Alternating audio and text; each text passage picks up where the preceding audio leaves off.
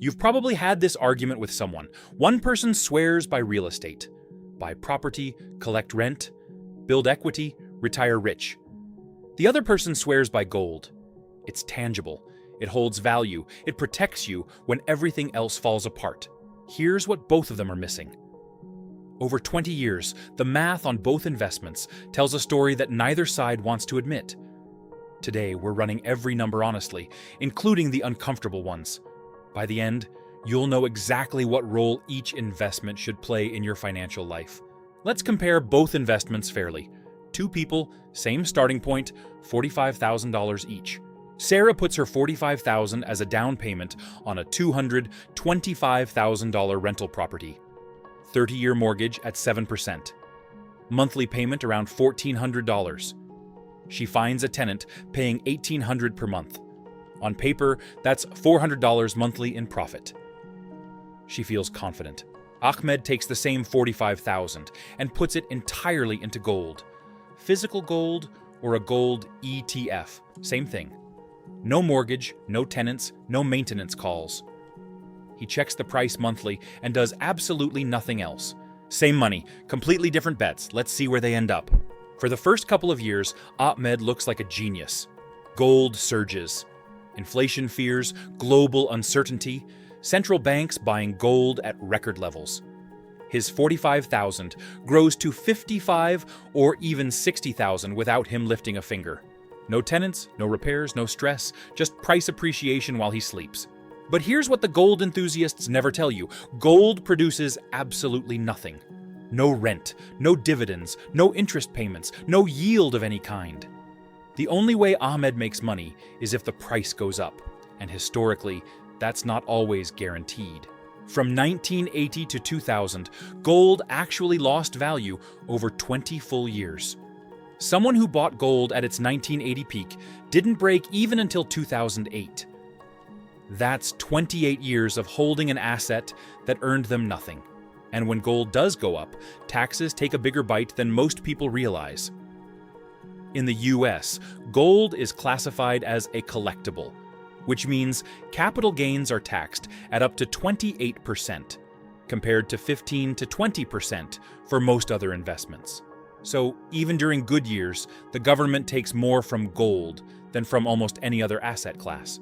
Long term, from 1971 to today, gold has averaged around 8% annually. Strong, but stocks have averaged closer to 10 to 11% over the same period. Gold's recent runs have been spectacular, but spectacular runs are exactly what make people forget the long, flat periods in between. Now let's be equally honest about Sarah's side, because that $400 monthly profit was never real to begin with. Here are Sarah's actual monthly costs. Mortgage, $1,400. Property taxes, around $230 monthly. Insurance, about $90. Maintenance and repairs typically run 1 to 2% of property value annually, which works out to $190 to $370 per month averaged out. Vacancy, the national average, is roughly 1 month per year of empty property. And if she hires a property manager, that's another 8 to 10% of collected rent gone every month.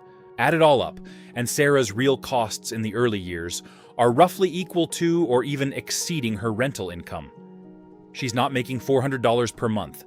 She's closer to breaking even, or occasionally going negative, especially when a surprise hits. And surprises always hit. A new roof, $10,000 to $15,000. An appliance replacement, several thousand more. A tenant who stops paying rent and takes months to remove legally.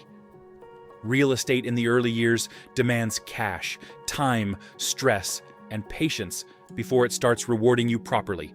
Quick favor, if this is already giving you a more honest picture than most gold versus real estate videos, hit subscribe and drop a like.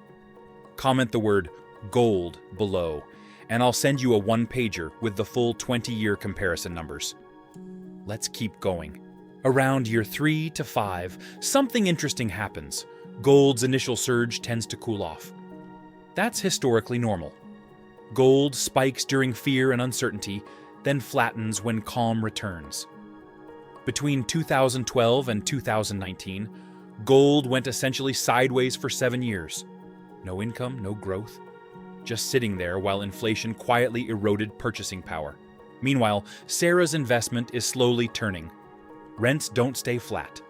They tend to rise 3 to 4% annually with inflation. By year 5, her tenant is paying closer to $2,000 per month. By year 8, around $2,200. But her mortgage payment? Still fixed at $1,400 from day one. That widening gap between rising rent and a fixed mortgage payment is where real estate's real power lives. The property itself is also appreciating. At a conservative 3.5% annually, her $225,000 property is worth roughly $270,000 by year 5 and around $320,000 by year 10. Her equity is building with every mortgage payment and every year of appreciation. Let's zoom all the way out to year 20, where the full picture becomes clear. Sarah's property, appreciating at 3.5% annually, is now worth approximately $450,000. After 20 years of mortgage payments, her remaining balance is around $115,000. That gives her roughly $335,000 in equity from a $45,000 initial investment. Add in cumulative net rental income after all real costs over the profitable later years, and her total position sits somewhere between $380,000 and $430,000. Ahmed's gold, growing at 8% annually over 20 years, turns his $45,000 into around $210,000. After the 28% collectible tax on his gains, his after-tax position is closer to $160,000 to $170,000. Sarah, around $400,000. Ahmed, around $165,000.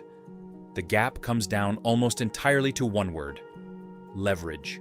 Sarah used $45,000 to control a $225,000 asset.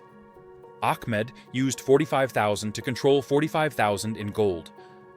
When the underlying asset appreciates, leverage multiplies every dollar of growth. Gold offers none of that. Now, if this video only covered gold's weaknesses, it would be doing exactly what every real estate influencer does. So, let's be fair. Gold genuinely wins as a crisis hedge. In 2008, when stock markets crashed nearly 40%, gold rose 25%. During the 2020 pandemic panic, gold surged while most other assets fell.